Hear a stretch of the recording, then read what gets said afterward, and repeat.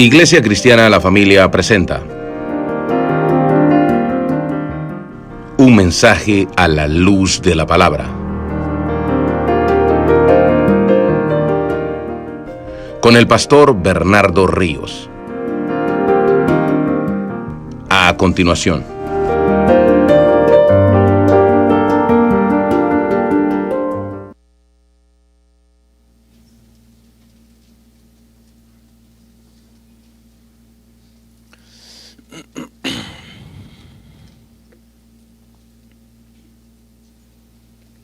Filipenses capítulo 3, versículo 1. Filipenses 3:1. Bueno, vamos a comenzar entonces, hermanos, esta mañana. Vamos a continuar con nuestra serie de Filipenses, un tema muy importante. Y vamos a leer el verso 1, aunque vamos a exponer hasta el verso 3 con la ayuda del Señor. ¿Lo tenemos, hermanos? Dice: por lo demás, hermanos, gozaos en el Señor. A mí no me es molesto el escribiros las mismas cosas, y para vosotros es más seguro. Oramos.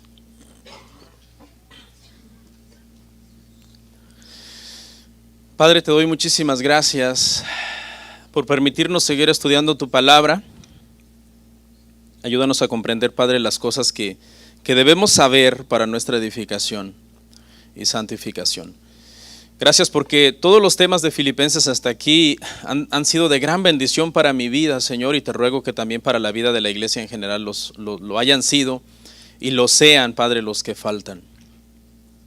Manténnos, Señor, unidos, sanos en la fe, amándonos, orando unos por otros y aprendiendo tu palabra, Señor, para nuestro beneficio, Señor, el beneficio de nuestra alma, de nuestras familias, de nuestra comunidad, de nuestros hijos, de nuestra sociedad en general.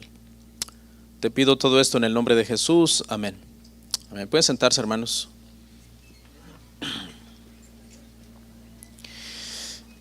Hermanos, el día de hoy ya pasamos al capítulo 3 de Filipenses, después de un tiempo en el capítulo 1 y 2. Y nuestro tema el día de hoy se titula, hermanos, falsos maestros versus verdaderos creyentes. De eso trata esta porción, hermanos. Un análisis de lo que es un falso maestro y un análisis de lo que es un verdadero creyente.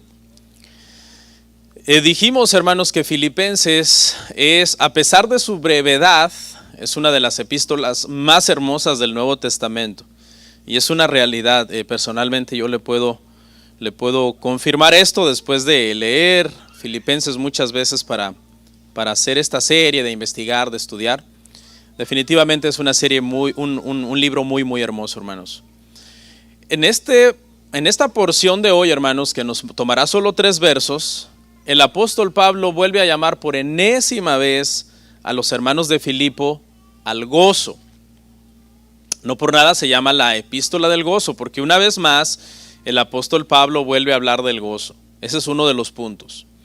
Pero el otro de los puntos, hermanos, es que el apóstol Pablo le va a hacer un llamado a los miembros de la iglesia de Filipo para que tengan cuidado con los falsos maestros, porque hay un grupo de personas que están afectando a la iglesia con sus enseñanzas. Son unas enseñanzas contrarias al evangelio de la gracia de nuestro Señor Jesucristo. Y el apóstol Pablo quiere advertir que tengan cuidado. Y número 3, hermanos, hace el apóstol Pablo una descripción de las características de un verdadero creyente que ha entendido la salvación por la fe y no por las buenas obras. Me llama la atención, hermano, el hecho de que aunque la iglesia de Filipo es muy saludable, es una iglesia bastante sana, sin embargo, hermano, el apóstol Pablo le preocupa un poco el tema de los falsos maestros. Y mire, hermano, esto quiere decir que aún por mucho que nosotros digamos, no, a nosotros está difícil que nos engañen los falsos maestros, quiere decir que dentro de una iglesia fuerte, por lo general, en donde la mayoría es bien difícil que sean engañados por los falsos maestros, siempre por ahí va a haber 1 o 2 o 3 que pueden estar débiles en la fe y que pueden ser engañados por los falsos maestros. Y por eso el apóstol Pablo se preocupa, aunque la iglesia es saludable, de describir a estos falsos maestros para que la iglesia los identifique y tengan cuidado entonces por ellos. Ahora, si somos honestos, los falsos maestros, hermano, se alimentan, por decirlo así, o dependen mucho para tener éxito de que las iglesias no estudien las escrituras. O sea, ellos dependen mucho de eso. Entonces, en una iglesia que de por sí no es saludable, pues los falsos maestros hacen estragos. Haga de cuenta que ese es su hábitat perfecto para ellos, el caldo de cultivo ideal para que las herejías que ellos van a enseñar prosperen y todos digan amén. En una iglesia saludable y que hace exégesis sana de los versículos y todo, es bien difícil que tengan éxito. Por lo general van a salir mal parados. Pero como de todos modos Pablo sabe que en la iglesia hay de todo y que entre los fuertes posiblemente hay débiles, él se encarga de todos modos de decir, son estos. Estas son sus características. Y de todos modos, aunque es un poco complicado que a ustedes los engañen, quiero que los identifiquen y tengan cuidado con ellos. Después de describirlos, le dice, ahora, déjenme decirle cuáles son las características de ustedes que se esperan de ustedes como verdaderos creyentes del Señor. Eso es lo que vamos a estar viendo, hermanos, el día de hoy.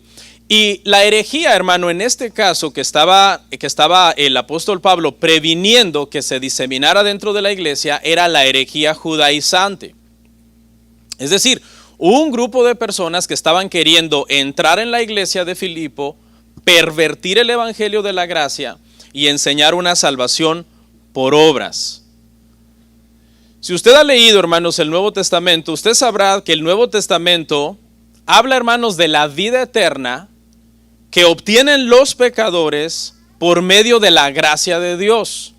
Es decir, no por medio de las buenas obras de las personas, sino que estas personas que han sido salvados, la Biblia dice que su nombre fue escrito en el libro de la vida desde antes de la fundación del mundo, antes que existiéramos.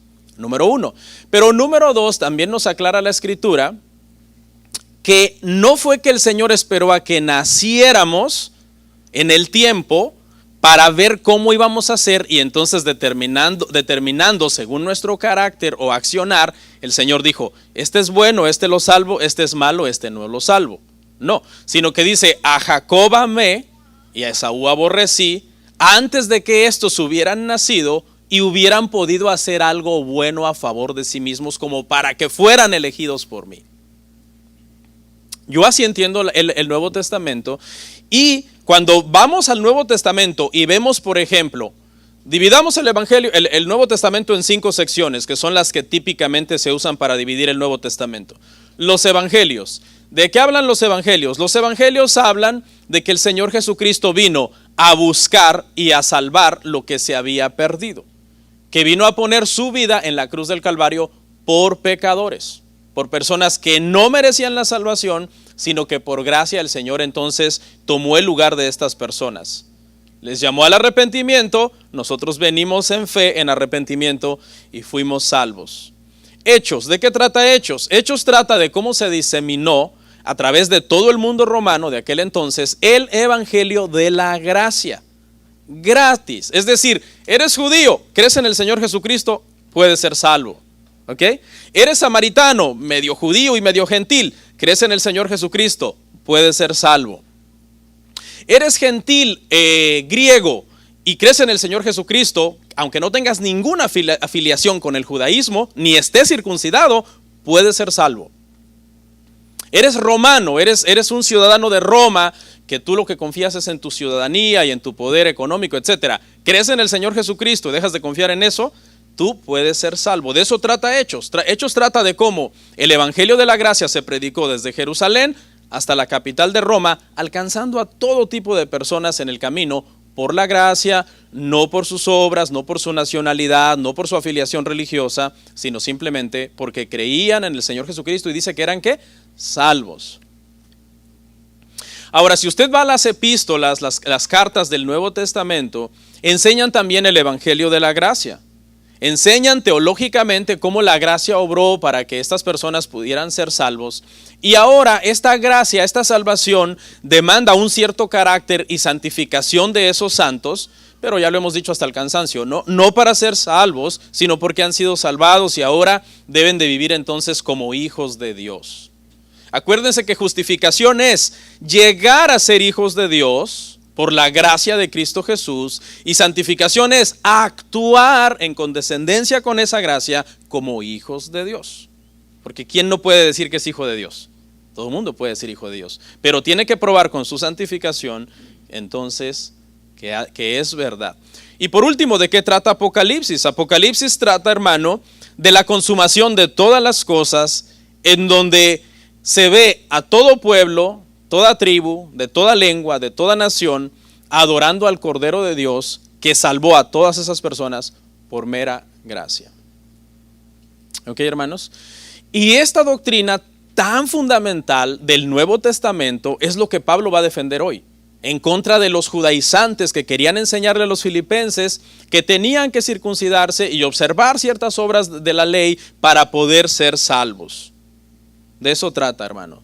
Y es bien importante este tema, porque este tema, hermano, nos aclara a nosotros como creyentes neotestamentarios y de esta era, hermanos, que no hay forma de nosotros ser salvos si no fuera por la gracia del Señor. Y nunca está mal repetirlo por enésima vez. Y vamos a ver que Pablo dice, la repetición es buena. ¿Por qué? Porque hay un mal entendimiento, hermano, de la salvación de muchas personas. Por ejemplo, están los moralistas.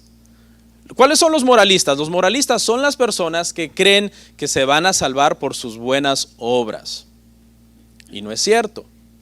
De hecho, mucha gente, hermano, cuando tú hablas con ellos te dicen, no, yo soy buena persona. Tienen un entendimiento equivocado de las Escrituras. ¿Quiénes más? Están, hermano, los que creen que la institución religiosa a la que están afiliados es la que los va a salvar. ¿Ok? Aquí, por ejemplo, podríamos citar algunas religiones que enseñan solo dentro de esta iglesia hay salvación. Por ejemplo, la Iglesia Católica Romana enseña eso. Solo dentro de esta iglesia hay salvación. Entonces, no estoy diciendo que todos los católicos, pero sí muchos católicos entienden, mi salvación está en mi iglesia. Ojo, no estoy diciendo todos. ¿Okay? Estoy diciendo muchos que no tienen la formación teológica creen que la salvación está en su iglesia. Porque ha habido ciertas bulas papales que enseñan fuera de esta iglesia y fuera de la sujeción a la infalibilidad papal, no hay salvación.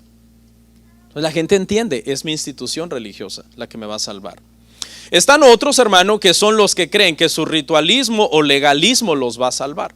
Como por ejemplo los fariseos del tiempo de Pablo o del tiempo de nuestro Señor Jesucristo. ¿Qué entendían ellos? Es apegarme a la letra de estos mandamientos y guardarlos a rajatabla lo que me va a proveer la salvación. Entonces eso devino en un montón de obras que estaban haciendo sin fe. Y sin fe es imposible agradar al Señor.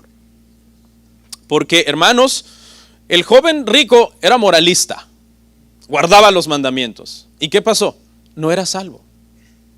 Pablo era un gran fariseo, guardaba los mandamientos, irreprensible en cuanto a la ley, y no era salvo, porque tenía que ser salvo por medio del Señor Jesucristo. ¿Y Judas? ¿Qué me dice de Judas? Miembro de la iglesia, miembro de los 12, y era salvo. No era salvo. O sea, podemos encontrar, hermano, gente que tiene un mal entendimiento de la salvación en todas las esferas, tanto en el ritualismo, la filiación religiosa o las buenas obras. Y eso es un error, hermanos. Tenemos que entender qué es el evangelio. Y eso es lo que vamos a estar viendo el día de hoy, hermano, en estas personas. Pablo había presentado correctamente el evangelio a los filipenses. Y los filipenses habían sido salvos, se había plantado una iglesia y habían hermanos. Pero vemos ahora, hermanos, que Pablo viene con una advertencia en contra de los falsos maestros. Porque predicar el evangelio, hermano, siempre tiene dos caras, todo el tiempo. Enseñar la verdad y corregir el error, señalar el error, siempre. No puede haber un maestro de las Escrituras que diga, yo solo me dedico a predicar la verdad. Hay el error que lo señale alguien más. Sería como un pastor de ovejas que diga, yo solo me dedico a cuidar las ovejas si todo está bien. Pero cuando el lobo viene, hay que la oveja se la arregle con el lobo. No, sería un pastor irresponsable. Yo solo me gozo con la oveja cuando todo está bien. Cuando el lobo venga, hay que la oveja se arregle con el lobo. A ver cómo le va. Pues ¿cómo le va a ir? La va a devorar.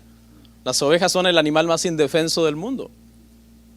Vamos a analizar nuestro pasaje, hermanos. Filipenses 3:1. Empezamos de ahí, vamos a ver hasta el 3. Por lo demás, hermanos, gozaos en el Señor. A mí no me es molesto el escribiros las mismas cosas y para vosotros es seguro. Algunos deducen, hermano, algunos comentaristas, de que este era el final de la carta. Porque la expresión por lo demás del griego loipón también se puede traducir como finalmente. Aquí la Reina Valera lo traduce como por lo demás, pero hay exégetas que han dicho esta frase significa literalmente finalmente. Pareciera como que Pablo está pensando que ha llegado al final de la carta. Es solamente una mera deducción que personas sacan por el significado literal de esta palabra. No estoy diciendo que así sea, ¿ok? Pero supongamos que sí, Pablo ha llegado al final de su carta y parece que de repente cuando está a punto de poner el último amén, se acuerda y dice, yo tengo que hacer una advertencia contra los falsos maestros, contra los judaizantes que están viniendo a perturbar la paz de los gentiles, que han sido salvados por la fe. Y les dice, gozaos en el Señor. Y ya hemos hablado bastante del gozo, pero creo que hay unas cositas que podríamos recordar y repetir a manera, hermano, de verdad, para afirmarlo a nosotros mismos. Ya dijimos, hermano, que Filipenses es la carta del gozo y que no se refiere, hermano, a aquel gozo, aquella felicidad producto de las circunstancias. Porque hay circunstancias que a nosotros en un segundo o en un minuto nos pueden poner eufóricos y contentos. ¿Okay? Y este gozo no habla de eso. Este gozo habla, hermano, de un estado de paz interior que no es cambiable independientemente de cómo estén las cosas alrededor de nosotros. Y ese gozo solo se logra, hermano, pues estando en Cristo, estando en el Señor, en el Evangelio, en Cristo, en Dios. ¿Por qué digo que solo se logra en Cristo? Porque estamos hablando del gozo cristiano. De eso trata Filipenses, el gozo cristiano. Y el gozo cristiano de los filipenses está en Cristo. Eso hace, hermanos, que este gozo del que habla la Escritura, de alguna manera podamos entender que es un gozo indestructible. ¿Por qué indestructible? Porque Cristo, ¿cuándo te va a dejar? Nunca. Te pueden abandonar personas a lo largo de tu vida. Las circunstancias pueden cambiar a lo largo de tu vida, en todos los sentidos, salud, economía, etcétera. Pero ¿cuándo Cristo va a cambiar contigo? Nunca. Hebreos 13:8. Él es el mismo ayer, hoy y por siempre. Entonces, basado en que Cristo no va a cambiar, no te va a dejar, te ha salvado, está seguro en sus manos, ese gozo debería de ser indestructible. En la medida en que nosotros estemos cimentados en Cristo, deberíamos de estar entonces bajo un constante gozo en nuestra vida, a pesar de lo que esté pasando alrededor de nosotros. En otras palabras, si lo pusiéramos en un axioma breve, sería: si el cristiano camina de veras con Cristo, camina de veras con gozo. Porque lo uno y lo otro están, inextricablemente unidos, no se pueden separar. Dice Pablo, después de hablar una vez más del gozo, Pablo dice: a mí no me es molesto escribiros las mismas cosas, y para vosotros es seguro. Aquí hay dos posibilidades. Una, que hay versos anteriores que ya pasamos dentro de esta misma carta, donde Pablo ya ha atacado a los falsos maestros, o que también Pablo ya había escrito a los filipenses en otra oportunidad acerca, hermano, de los falsos maestros. ¿Ok? Estos falsos maestros eran personas que predicaban una salvación por medio de rituales, ceremonias y legalismo.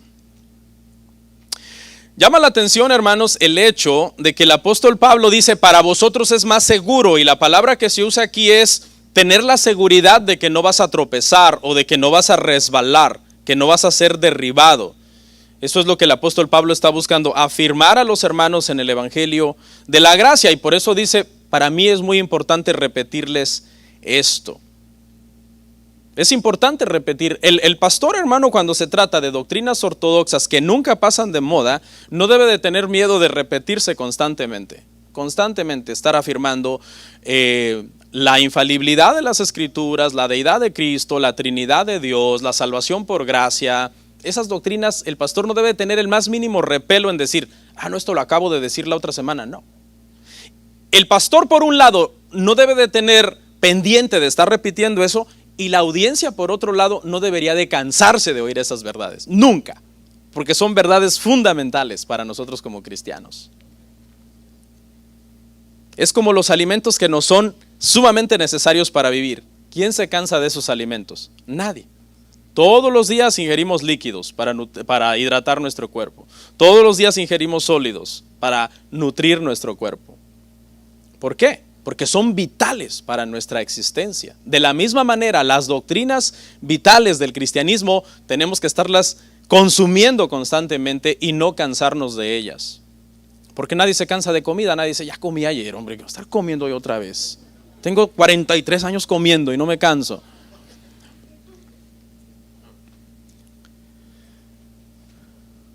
Verso 2.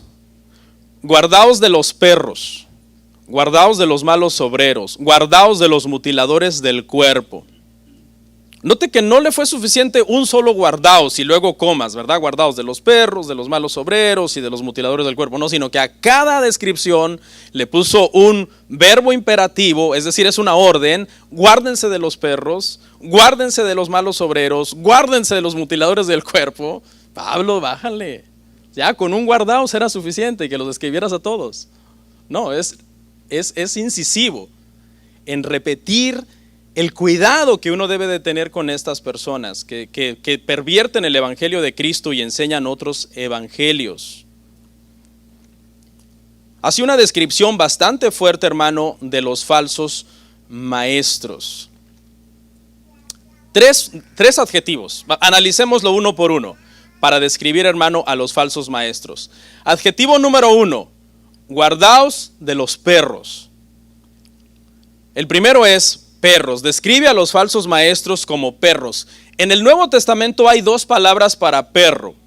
Está la palabra kunarión, que era perro doméstico, y está la palabra kuon, que era perro salvaje. Mucha gente ha entendido que en el Nuevo Testamento no había perros domesticados. Sí había. De hecho, en ese contexto es que la mujer sirofenicia le dice al Señor Jesucristo, Señor, pero si aún los perrillos que están abajo de la mesa comen de las migajas que caen de la mesa de sus amos, porque había perros domesticados. El apóstol Pablo, interesantemente aquí, hermano, no está usando kunarión para perros domesticados, sino kuon para perros salvajes. Los perros salvajes a los que se refiere aquí el apóstol Pablo eran animales, hermano, que andaban en manadas en la basura. Y por lo general, en su salvajismo, tú no te podías confiar de ellos. O sea, no podías pasar junto a un perro de esos como distraído, porque tenían una tendencia a atacar a las personas cuando los perros son agresivos. Algo interesante también, hermanos, aquí a resaltar, es que este era un apodo que algunos judíos le daban a los gentiles, los llamaban perros. Y causa asombro entonces que el apóstol Pablo dice, los perros son en realidad aquellos que están enseñando un falso evangelio. Ellos son los perros, no los gentiles en sí. No, los gentiles que han venido a Cristo no son perros, son santos. Wow, tremendo. Entonces, ¿por qué Pablo está molesto con los gentiles? Porque nota el humor del texto, Pablo está molesto. No es pecado, hermano, enojarse uno contra los falsos maestros y tener un celo contra ellos y denunciarlos. Eso no es pecado, eso es bíblico y es mandado. Pero ¿sabe qué? Pablo es un hombre muy paciente, pero Pablo, los judaizantes lo han perseguido donde él va predicando. Pablo llega a una ciudad, llegan tras él. Pablo edifica, tratan de destruir. Pablo se mueve a otra ciudad, lo van persiguiendo por todo donde van sus viajes misioneros, como una comitiva de judaizantes diciendo, llegamos, ok, ¿qué les enseñó Pablo? Esto, no, están mal, esto está mal, esto está mal. Entonces Pablo ya está obviamente con un estado de humor bastante irritable contra estos falsos maestros que lo están cansando y persiguiéndolo para intentar confundir a los hermanos. El día de hoy los perros los vemos como que un animalito tierno de compañía, ¿verdad? Y muchos dicen, el perro es el mejor amigo del hombre. ¿No? No, en el siglo I los perros no eran vistos como se ven el día de hoy. Eran vistos como animales, en primer lugar, inmundos. La Biblia, usted sabe que no estamos en esa economía de decir animales inmundos y animales limpios y esto y lo otro, pero la Biblia sí describe a los perros entre los animales inmundos, que tienen garras y que no rumían y que son inmundos. Y fíjese lo que está diciendo Pablo. Pablo está diciendo, los falsos maestros son unos animales inmundos. Es bien gráfica, hermano, la declaración. Representaban algo muy bajo los perros en este contexto. Tanto en el Antiguo Testamento como en el Nuevo Testamento. Por ejemplo, en 1 Samuel 24:14, cuando Saúl estaba persiguiendo a David para matarlo, David le dijo: Señor, ¿has salido acaso a buscar a un perro muerto para matarlo? Porque esa descripción de comparar a alguien con un perro era como si fuera lo más bajo, lo más vil. David lo que está queriendo decir en ese contexto es: yo no represento ninguna amenaza para ti, yo no soy tu enemigo, ni te quiero quitar el reino. ¿Por qué me estás persiguiendo? No soy nada comparado contigo, tú eres el rey. Por ejemplo, en Lucas 16:21 dice que a Lázaro, aquel pobre que le supuraban las llagas, los perros lo molestaban lamiéndole las heridas. O sea, estaba en una situación tan triste, hermano Lázaro, que solamente estaba con los perros. En Deuteronomio 23:18 estaba prohibido llevar al templo, al tabernáculo, un dinero que se hubiera adquirido por medio de la prostitución o por medio de la venta de un perro. Alguien dirá: no voy a ofrendar lo que gané de la venta de mis perros. No, ya no estamos bajo la ley, ¿no? Pero estaba prohibido. Deuteronomio 23:18 decía: vendiste un perro y hiciste dinero, no traigas la ofrenda de tu perro. Eres una mujer ramera y es la forma en que tú adquieres dinero, no traigas esa ofrenda al templo. Es decir, sigue hablando en el contexto de que los perros era algo feo. En Apocalipsis 22:15 dice, representando a todos los impuros: y los perros estarán fuera.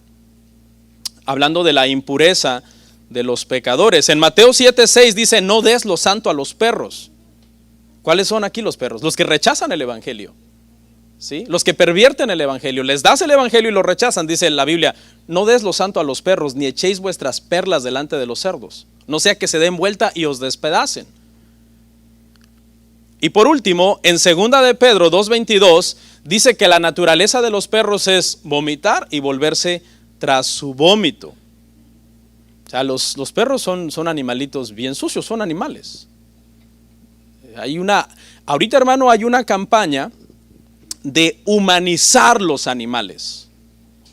Ponerles su gorrito en su cumpleaños, hacerles su pastel, vestirlos con ropa, besarles la boca, sí. Pero de una manera, hermano, no se ha visto personas besando a los perros, pero unos besotes.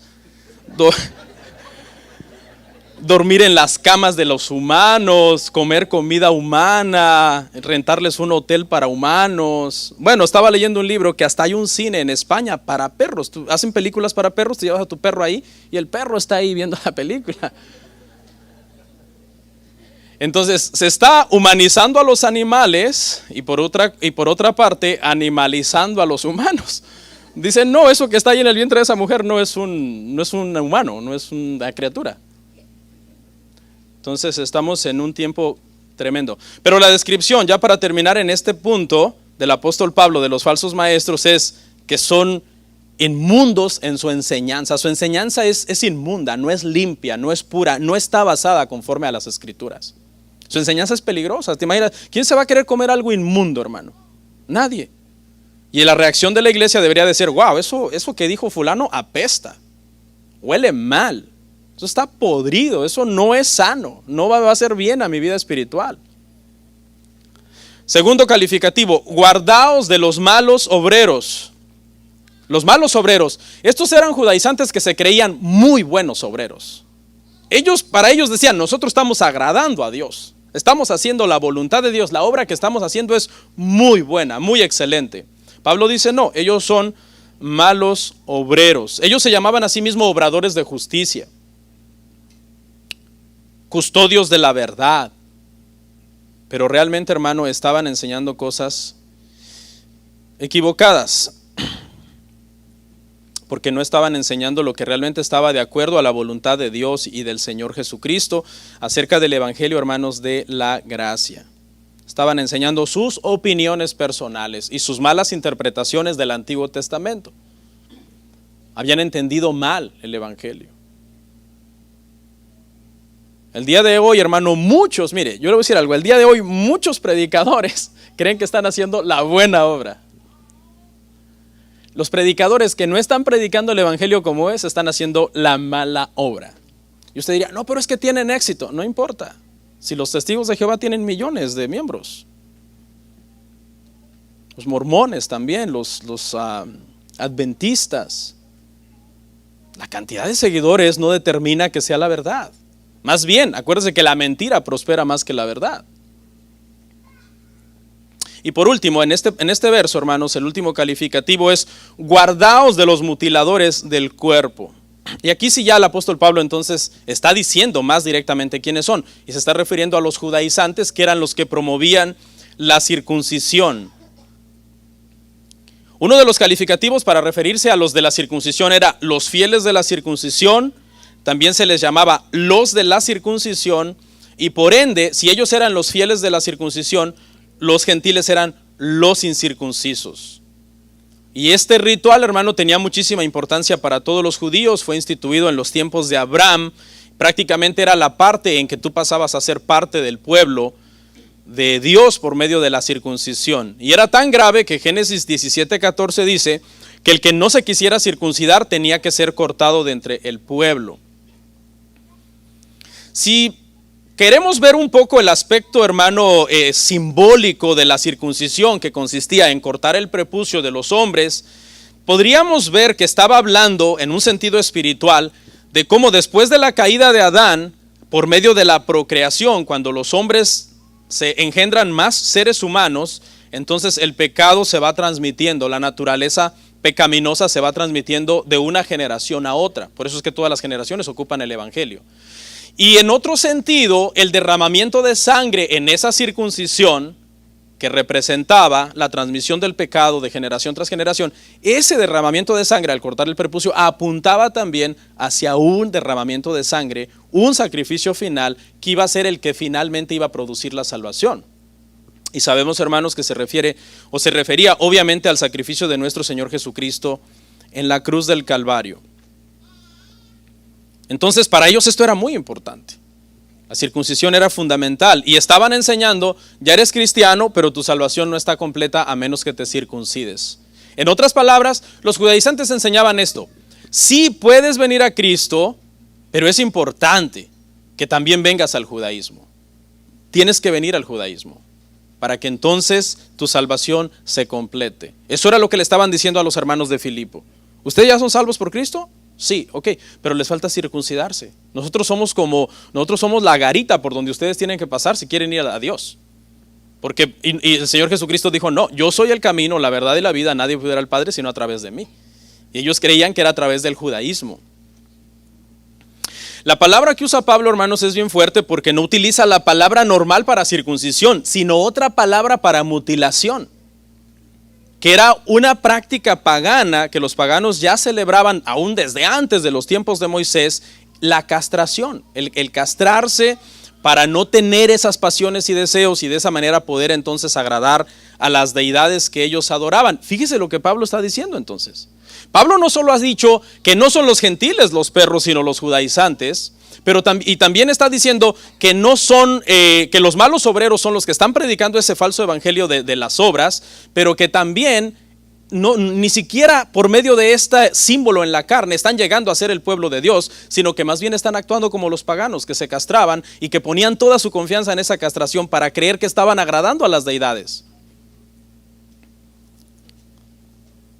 Y Pablo lo que dice en esta parte, hermanos, es que ellos estaban equivocados, que estaban errados. ¿Por qué? Porque desde siempre la circuncisión de la que el Señor estaba hablando y que era la verdadera circuncisión para agradarle a Él, era la circuncisión del corazón. Y vamos a ver varias citas. Estos judaizantes están equivocados, hermano, por su orgullo y falso conocimiento de las Escrituras. Ellos creen que conocen las Escrituras. ¿Se acuerda cuando vienen aquellos a tentar a Jesús y le dicen, Señor, hubo un hombre que se casó con una mujer y luego murió, y se casó el segundo y luego murió y el tercero, y así los 7 hermanos, y dinos allá de quién será mujer ella? Y el Señor que les dijo, erráis ignorando las Escrituras. Hermano, hay mucha gente que cree que sabe mucho las Escrituras y no las sabe. Y ese era el problema de estas gentes. No sé con qué ojos habían leído el Antiguo Testamento sobre la circuncisión. Porque mire lo que dice el Antiguo Testamento sobre la circuncisión. Levítico 26:41. Dice que son los corazones incircuncisos de Israel los que los mantenían en el orgullo. ¿Tenían circuncidado el prepucio? Sí. ¿Y el corazón? No. En el corazón eran rebeldes. En Deuteronomio 10:16, el Señor les dice: circunciden su corazón y no su prepucio. Porque es a causa de que su corazón no está circuncidado que ustedes endurecen su cerviz. En Deuteronomio 36 dice, el Señor les dice, fíjese lo que dice el Señor, Deuteronomio 36, para que ustedes me amen, yo tengo que circuncidarles el corazón. ¿Se circuncidaban el prepucio y eso generaba automáticamente amor por el Señor? No. Era únicamente la obra interna que Dios podía hacer por su gracia de circuncidarles el corazón, que ellos podían de verdad amar al Señor. Y por último, Jeremías 6:10 dice que le había hablado a personas de oído incircunciso. Por aquí les entraba y por aquí les salía. No atendían realmente a los mandamientos del Señor.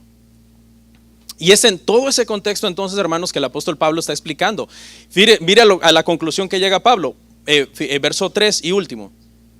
Wow, vamos bien rápido, vamos a acabar temprano, creo. Gracias a Dios. Dice, porque nosotros somos la circuncisión, los que en espíritu servimos a Dios y nos gloriamos en Cristo Jesús, no teniendo confianza en la carne. Esta frase, hermanos, porque nosotros somos la circuncisión, los judaizantes la entendían así, ¿no? O la entienden así, porque hay judaizantes modernos el día de hoy. Que Pablo está hablando únicamente de judíos circuncidados, ¿ok? Que han venido al Mesías. ¿Ok? Así lo entienden. Dice, claro, nosotros somos la circuncisión, los circuncidados en el prepucio que hemos venido al Mesías. Pero todo parece indicar, hermano, que el apóstol Pablo se está refiriendo a los cristianos en general. Cristianos en general, griego, romano, escita, esclavo, libre, hebreo, de donde fuera, de cualquier tribu, nosotros somos la verdadera circuncisión. Y lo que nos confirma esta deducción es lo que sigue diciendo en el pasaje. Entonces aquí quiero sentar un punto, hermano, bien importante, que yo lo creo así, yo lo entiendo así. Todos los pasajes, hermanos, en el Nuevo Testamento, en donde hay cosas del Antiguo Testamento que se le están aplicando a los creyentes en Cristo Jesús, yo los entiendo, hermanos, es porque somos los cristianos, los creyentes, el verdadero pueblo de Dios. El verdadero pueblo de Dios. No es de que el verdadero pueblo de Dios es tal gente, de tal nación, de tal tribu, que cumplen con ciertos rituales, no. El verdadero pueblo de Dios es la iglesia, los lavados y redimidos en la sangre de Cristo. Y mire, le voy a leer dos pasajes, no los puse en las láminas, pero yo los leo y usted escucha.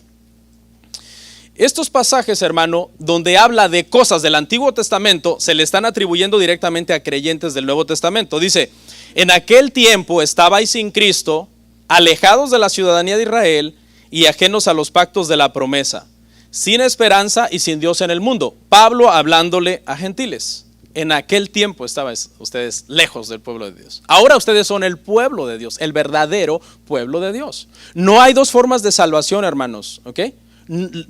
Por ejemplo, unos vamos a ser salvos por el cristianismo y otros van a ser salvos por el judaísmo. Eso no existe, ¿ok? Todos los judíos que quieran ser salvos tienen que venir a Cristo Jesús para poder ser salvos. No hay otra forma, hermano. Y una idolatría, hermano, hacia Israel terrible en las iglesias el día de hoy, hermano. Terrible. Que por cierto, muchas de esas iglesias tienen tendencia a acabar siendo judaizantes. Literalmente, ha habido iglesias que completas, el pastor les informa, hoy es el último domingo, la semana que viene empezamos ya los sábados. Literalmente, hermano. Qué tremendo, hermano. Primera de Pedro 2:10.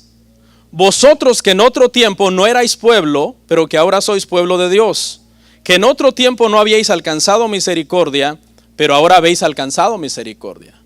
O sea, estamos bajo todas las promesas y bajo todas las bendiciones como pueblo del Señor. Entonces nosotros somos la verdadera circuncisión. Los que creemos en Cristo, y comienza a describir quiénes son la verdadera circuncisión. No necesitamos circuncisión en la carne, símbolo en la carne. ¿Por qué? ¿Qué fue lo que se circuncidó en nuestra salvación? Nuestro corazón, que es la circuncisión que el Señor había estado buscando desde antaño, desde los tiempos de Abraham y los profetas, que fuera la circuncisión verdadera, que atendía su palabra, amaba sus mandamientos y guardaba sus mandamientos. Pero me llamó mucho la atención porque Deuteronomio dice, yo les circuncidaré el corazón para que ustedes me amen a mí. Y eso es lo que hace la gracia. No venimos, ¿verdad? Porque, yo me quiero salvar y yo me elijo a mí mismo. No. El Señor nos llamó. Dice que no, nosotros no le vimos a Él primero. Él nos vio primero. Nosotros no le amamos a Él primero. Él nos amó a nosotros primero. Hermanos, somos bendecidos, hermano. Esto no debe ser una jactancia. Yo soy elegido, tú no, no. Esto debe ser humillación, hermano, para nosotros. Esta doctrina nos debe de humillar. Decir, wow, yo no lo merecía y tú me escogiste, Padre, por tu gracia.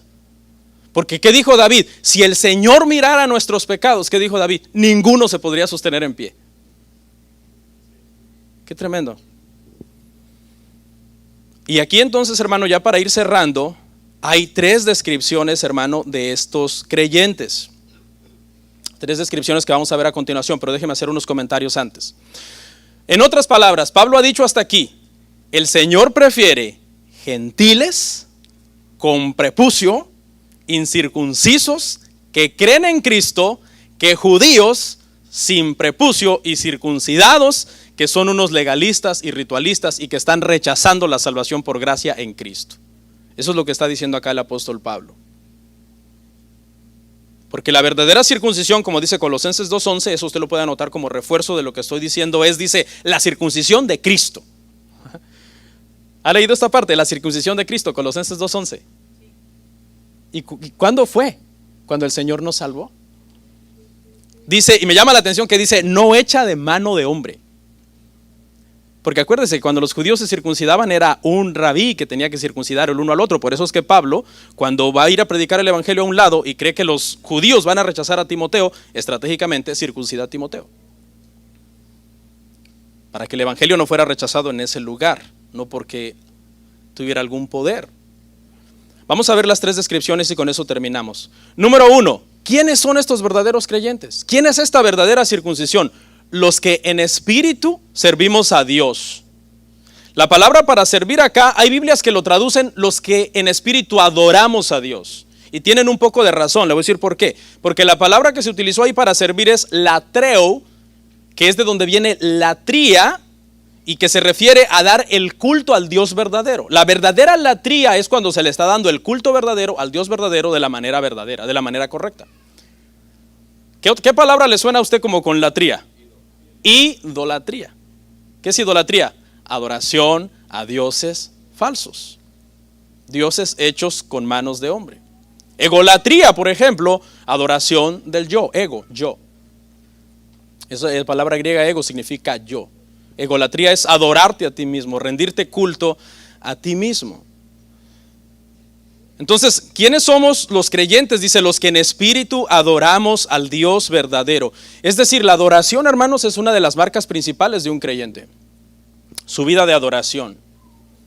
Y no hablamos meramente, ¿verdad, hermano?, del tiempo de la música, de cantar y todo eso. Es adoración y es bien importante en el culto. Pero hablamos de una actitud de adoración constante en todo tiempo, ¿no? La adoración verdadera nos bendice, nos transforma a nosotros. Obra en nuestra vida, obra en nuestro carácter, en nuestro testimonio, en nuestra familia. ¿Dónde tiene esa adoración lugar? En el corazón que fue circuncidado por Cristo Jesús. Entonces, ¿esto qué quiere decir? Que en nuestros cultos de adoración puede haber gente con corazón no circuncidado. ¿Está adorando? No. Porque la verdadera circuncisión y los verdaderos creyentes son aquellos que en espíritu adoramos a Dios. No es en nuestra fuerza, es en espíritu. Los verdaderos adoradores adorarán a Dios en espíritu y en verdad. Es decir, es el mismo espíritu dentro de nosotros que ha inundado nuestro corazón con el amor de Dios, el que nos mueve a adorar a Dios. Esa es la adoración verdadera. No es meramente cumplir con una liturgia. ¿Qué sigue ahora? Sino es estar inmersos en esa comunión con el Señor. Uno puede estar adorando aquí con un corazón no circuncidado, lleno de odio, de rencor, de indiferencia, de falta de paz, de falta de gozo. Entonces esa es la primera marca, hermano. Habla de un gozo verdadero que se manifiesta entonces en una adoración verdadera al Dios verdadero. Segunda característica, hermanos. Dice, y nos gloriamos en Cristo. Y nos gloriamos en Cristo es la segunda. Esta palabra para gloriar aquí, hermanos, habla como de una jactancia jubilosa, es decir, como, ¿se acuerda cuando decíamos grito de júbilo? ¡Ah! Grito de guerra. ¿Se acuerda? Y en cierto sentido habla de ese júbilo. Habla de decir, Cristo me salvó, gloria a Dios. Todos llevamos un pentecostal dentro hasta cierta forma, ¿no? Gloria a Dios, aleluya, Cristo me salvó. Ese tipo de jactancia es bíblica, porque te estás jactando ¿en qué obra? En la obra de Cristo. En la obra de Cristo Jesús. Te estuvieras jactando en tus obras, ¿qué sería eso? Malo, vanagloria. Dice que entonces estaría como estarse jactando en la presencia de Dios. Esta es la única obra en la que nosotros nos podemos jactar. Cristo murió por mí sin merecerlo. Porque lo exalta a Él y nos humilla a nosotros.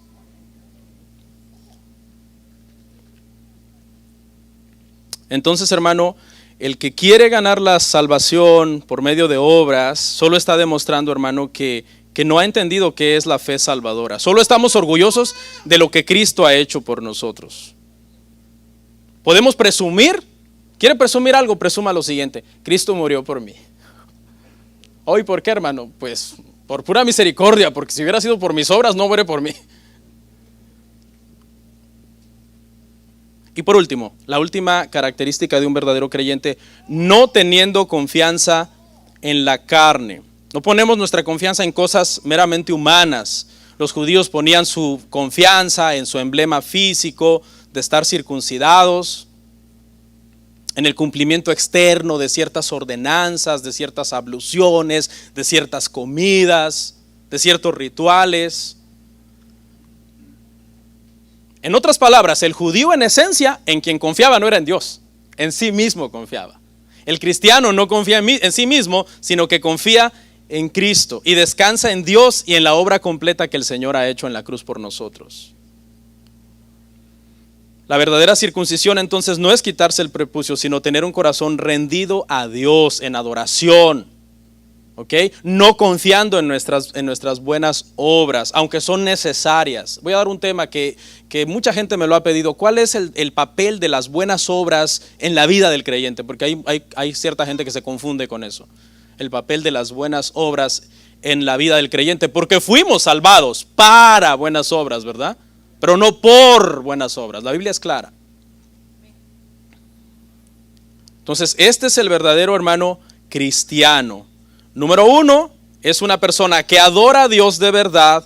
Número 2, es una persona que no se gloria en sí, sino en Cristo. Y número 3, es una persona que no está confiando en la carne, en las buenas obras. Ha pasado por un arrepentimiento genuino.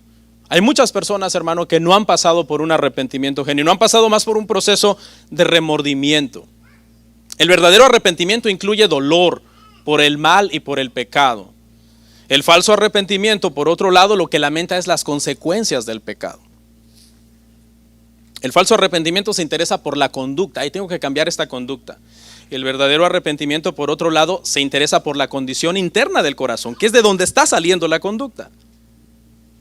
Uno puede dejar de portarse mal en una cosa y empezarse a portar en otra cosa.